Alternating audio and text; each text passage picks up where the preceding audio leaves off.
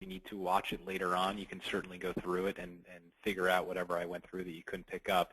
What we're going to talk about today is we're going to go through a lot of the FAQs, frequently asked questions I've been getting on the phone about LinkedIn. And obviously LinkedIn has made some substantial changes over the last 6 months. They're planning on probably 3 or 4 big changes before the end of the year. So when you're going into your profiles, it's looking different. Things are evolving. And I just want to make sure that we have things set up correctly to move forward and so that you're optimizing correctly. The first thing I'm going to do is I'm going to go into the privacy and settings area. So I'll try to use my highlighter here, which sometimes works good and sometimes doesn't. But up here in the upper right-hand corner, you're going to kind of see a picture of me above the upgrade button. I'm going to click that and select privacy and settings and click review. And this is really the hub of your whole account. You should become familiar with this page. You absolutely should go to this page after I do today's webinar.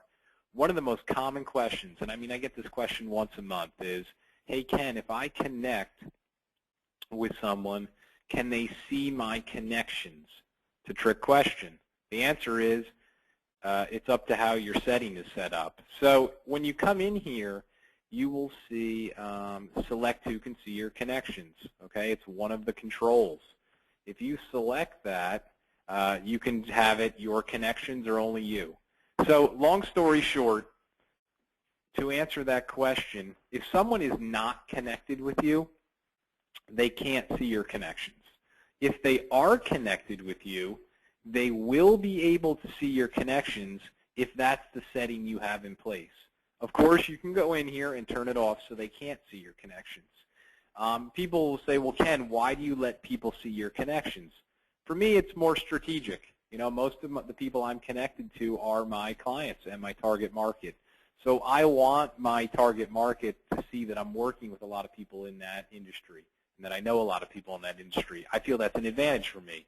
For you guys, it may not be an advantage to having people see your connections. So it's your call, but that's where you go to change it, okay? And you should also kind of familiarize yourself with these other buttons. Another one that's really important, guys, is select what others see when they viewed your profile, okay? What will happen here, guys, is LinkedIn will probably default to the anonymous profile. So what does that mean? What that means is that if someone is not connected to you and they find your profile, they may just see this very genetic thing, you know, a generic anonymous profile. In my opinion, you want people to see your name, your picture, and your headline, even if they're not connected with you, because this, again, is a marketing tool for you. So make sure when you go into LinkedIn that it's set up that people are seeing your name and headline. That's what I really suggest. And, you know, again, a few other basic settings in here you want to take your time and go through and just take a look at. But those are the key ones that I constantly get questions with. So I'm now going to go and I'm going to click on Profile, Edit Profile. And one of the biggest things that I see people still overlooking is setting up what's called a customized LinkedIn address. And you'll kind of see mine here. I'm trying to highlight it. And you'll see that my address is linkedin.com/KenJFrench. And what that does is when people go onto Google and they type in, you know, let's just see if I type in Ken French, how that goes. So I'm just typing in Ken French, and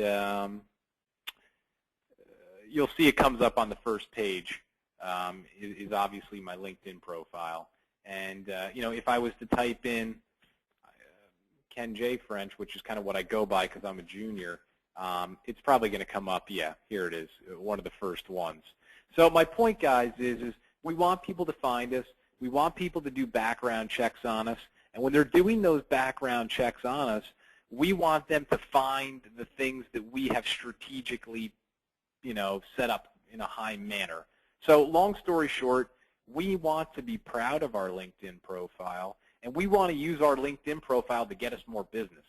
And to do that, we want to make sure people can find it when they're looking for us.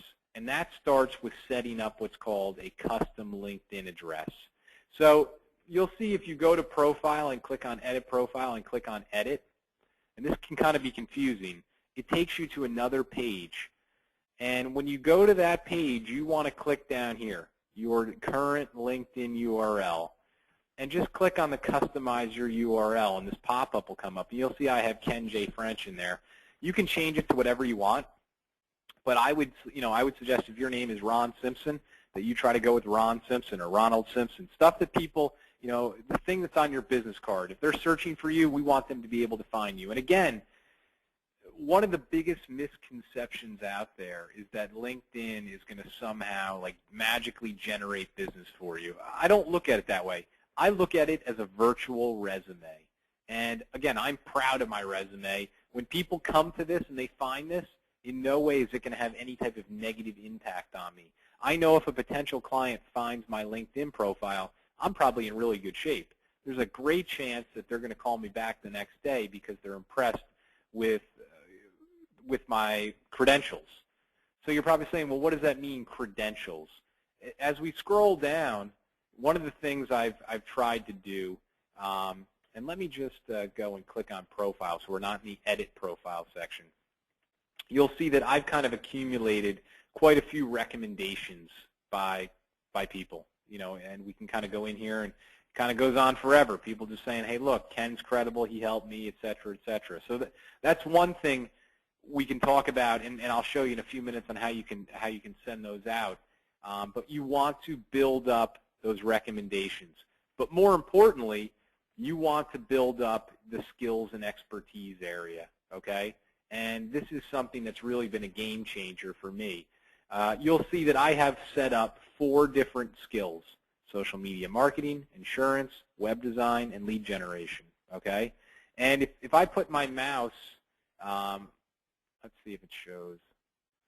No, it doesn't.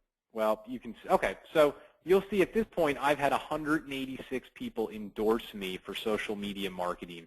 And the user can literally go through and look at every person who's endorsed me. And they can do the same thing for web design and see 119 people have endorsed me for web design. And for insurance, 135 people. So my point is guys, the average person on LinkedIn probably has 10 or 15 endorsements. I have over, literally over 100 of the target market. So not trying to brag. What I'm trying to say is this helps me. And the more endorsements I get, the more likely I am going to show up when people do advanced searches for these terms.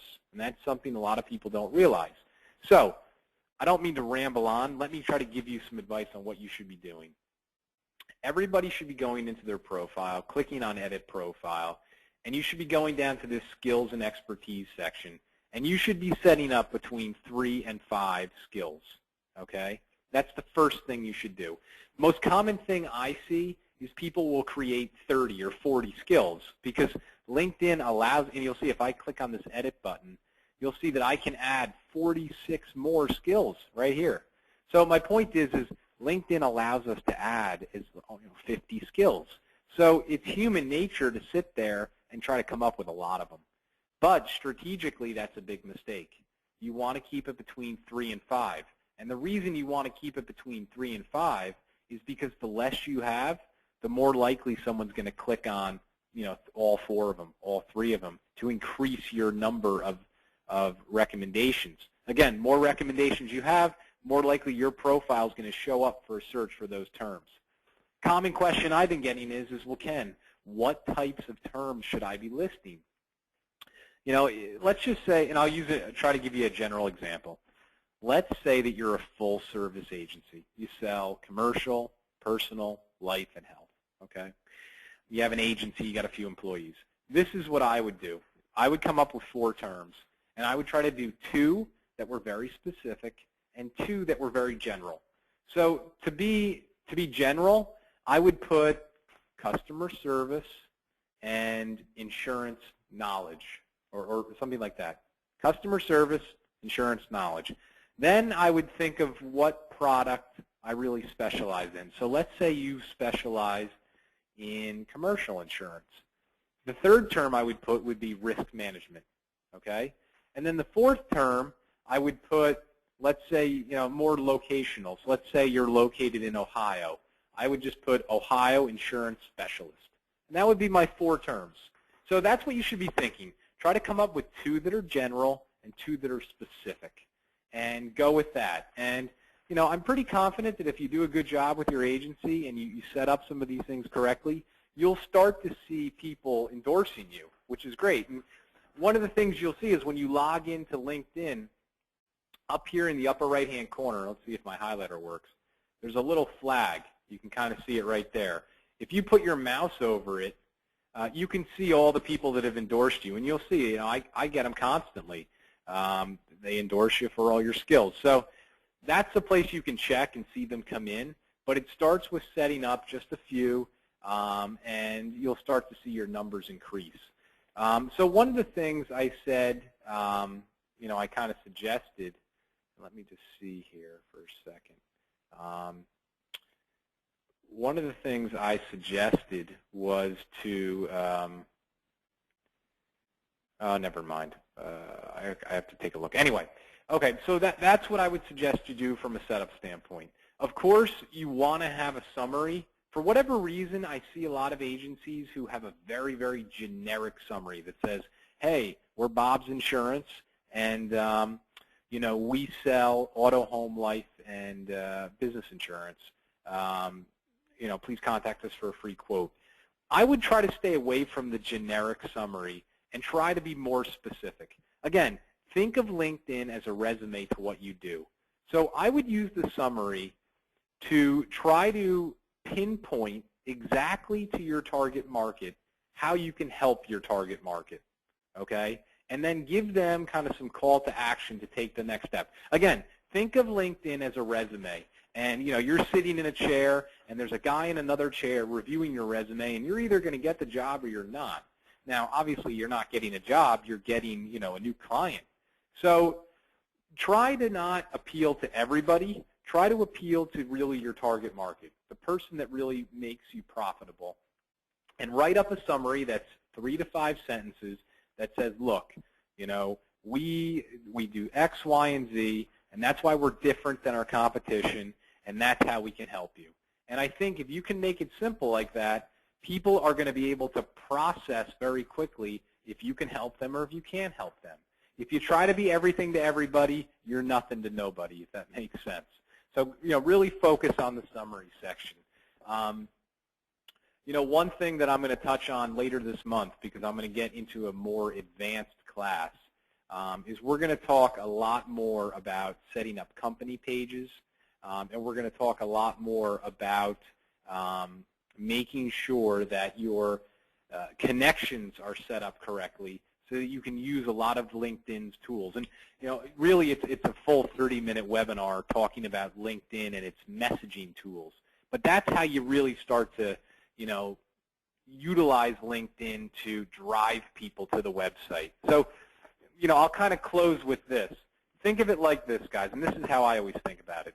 LinkedIn has two different purposes for us. One, we want to set up the profile part of it so that when people see our profile and they do background checks on us, one, they understand what we do. Two, they see that we're credible, that other people have endorsed us and that we're doing a good job. And three, they kind of understand how we can help them. So that's one part of LinkedIn. The other part of LinkedIn, which I didn't talk about today, is we want to be connecting with people, right? And when we connect with those people, it gives us the ability to communicate with them. And later on this month, like I said, I'm going to go through and really try to get detailed on how we need to set up our connections so that we can efficiently connect with them and drive them to a common goal. Maybe it's a landing page. Maybe it's a website. Maybe it's to call us. But that's really where you start to use LinkedIn to get to the next level. So think of it like this. There's two different parts of LinkedIn. The part that is kind of aesthetical and the part that you can be proactive with to do things. Today we talked about the aesthetical look and feel. The next time we're going to talk more about being aggressive and actually using it to accomplish some goals. But I think this is the most important part, and this is why I did today's webinar. You're never going to be successful using the aggressive part of LinkedIn if the basic part isn't set up correctly, right? And it makes a lot of sense. It's kind of like it's a step-by-step process. Get that thing set up correctly. As I mentioned early on in the webinar, Make sure all of your parameters and privacy settings are set up correct, because if you goof up on that, it's going to cost you later on when you're trying to market yourself. So guys, like I said, I did video record this.